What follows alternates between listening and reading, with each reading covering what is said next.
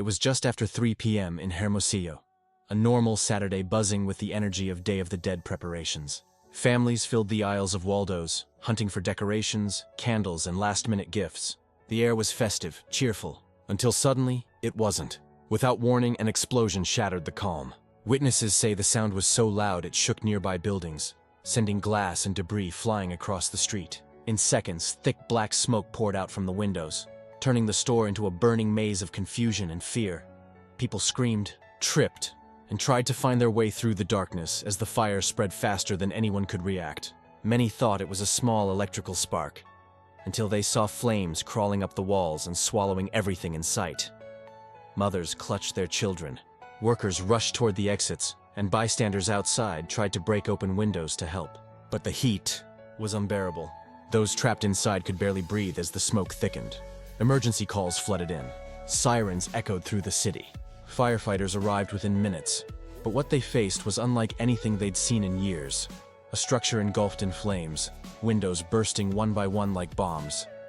By then, it was too late for many inside. The building was a furnace, and as rescuers fought to control the blaze, the full horror began to unfold. Because this wasn't just another accident. It was a catastrophe that would shake an entire city, and raise a question no one could ignore. As investigators combed through the ashes, one question echoed through Hermosillo. What could have caused an explosion so violent, so sudden, that it left no time to escape? Early reports pointed to a possible electrical malfunction, specifically, a transformer inside the building that may have short-circuited. According to authorities, it was designed to regulate the store's electrical voltage, but something, somewhere, went terribly wrong.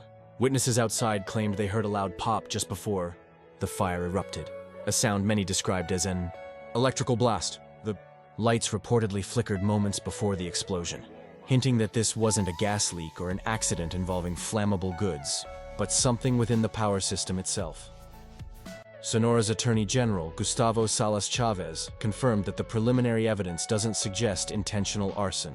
No signs of foul play, at least not yet, but in a tragedy of this scale, people can't help but wonder, was this truly just a freak accident, or the result of negligence hiding behind corporate walls? Some locals claim the store had been experiencing flickering lights and minor outages days before the fire. Online, rumors quickly spread that outdated wiring and a lack of proper maintenance may have turned Waldo's into a ticking time bomb. Of course, these reports remain unverified, but they expose a deeper fear that hundreds of similar discount stores across Mexico could be operating with the same risks. And as authorities warn that the structure remains too unstable to fully investigate, the truth lies buried beneath the rubble, waiting to be uncovered. But as firefighters battled the flames that day, what happened next turned the store's chaos into a living nightmare. The fire spread with terrifying speed. Within moments, the aisles that once held holiday decorations and toys became walls of smoke and heat. Visibility dropped to zero. The air turned toxic, and for those trapped inside Waldo's, every second became a fight to survive. Witnesses later described scenes of pure panic, parents screaming their children's names, workers trying to force open emergency doors that wouldn't budge, and people collapsing from the suffocating smoke before they ever saw an exit. Outside, chaos unfolded in the streets. Dozens of people banged on the windows, desperate to break the glass and pull survivors out. Some managed to help a few escape before the flames grew too fierce. Others were forced to watch as black clouds swallowed the store whole.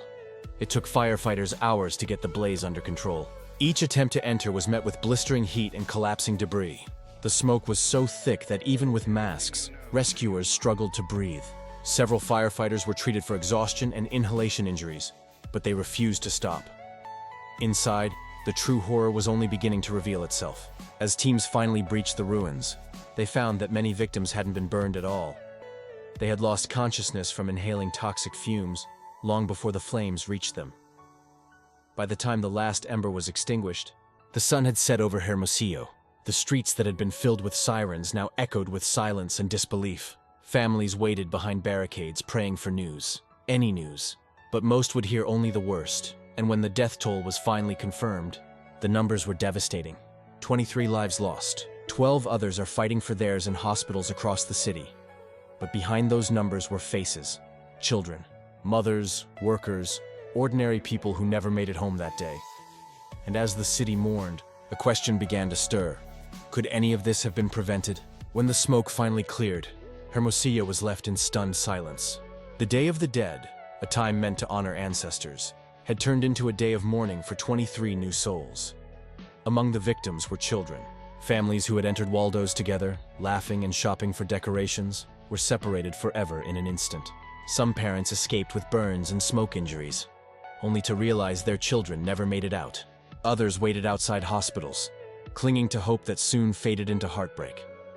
Authorities later revealed that most of the victims didn't die from the flames, but from inhaling toxic gases.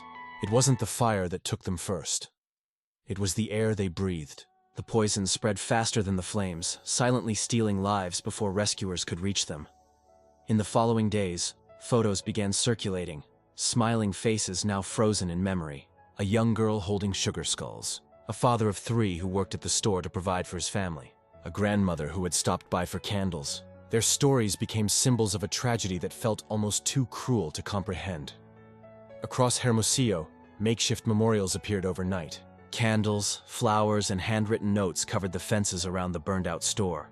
People gathered to pray, to cry, and to ask the same question: why them? On social media, the heartbreak spread nationwide. Hashtags demanding accountability trended for days. Even strangers who had never set foot in Hermosillo lit candles in solidarity, mourning a tragedy that could have happened to anyone. And while the nation grieved, leaders began to respond, promising support and answers.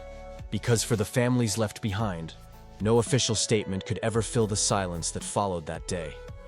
But as the country mourned, Mexico's president herself stepped forward to address a nation in shock.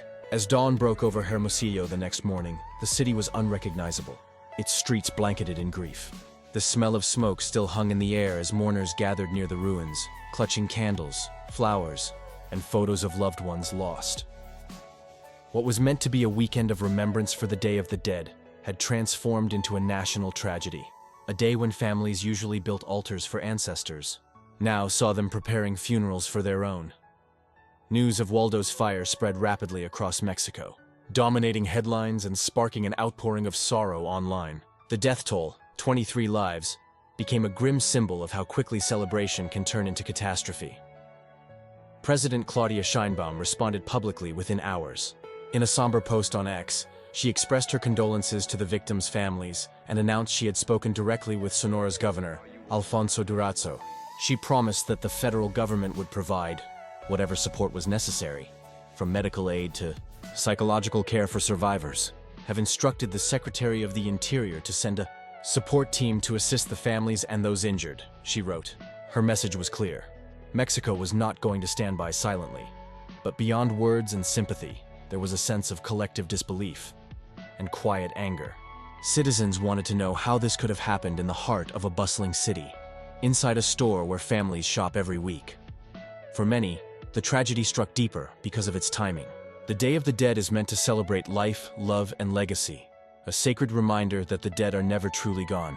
And yet, in 2025, the holiday was overshadowed by fresh loss and unanswered questions. From Mexico City to Monterrey, vigils were held. Church bells rang for the victims. Social media was flooded with images of candles shaped into the number 23, a haunting reminder of the lives cut short. But while the country mourned together, investigators worked around the clock. Because amid the grief, one truth became clear. Condolences weren't enough. The nation wanted accountability, and that demand would lead straight to the heart of the investigation and the company behind the tragedy. As the flames died down and the smoke lifted, investigators moved in to uncover what really happened inside Waldo's that afternoon. The charred walls still radiated heat, the smell of burnt plastic and metal heavy in the air. Every step through the wreckage carried the weight of 23 lives, and the demand for answers. Sonora's Attorney General, Gustavo Salas Chavez, announced that the preliminary investigation found no evidence of deliberate arson. At this time, we have no indication that the fire was intentional, he told reporters. But for the grieving families, that statement wasn't enough. If it wasn't arson,